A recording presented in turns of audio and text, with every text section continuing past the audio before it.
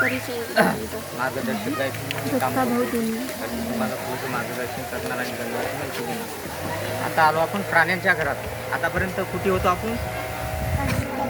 नाही, आतापर्यंत आपल्या बाहेर होतो. माणसांच्या घरात.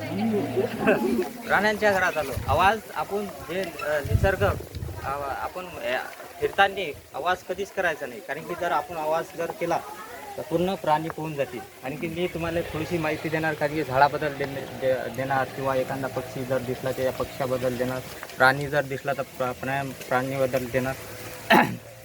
आणि की इथे बरेच पक्षी पण 123 प्रकारचे पक्षी आहेत आपल्या काटेपूर्णामध्ये.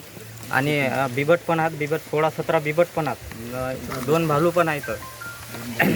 चला, फक्त कोणी आवाज करू नका.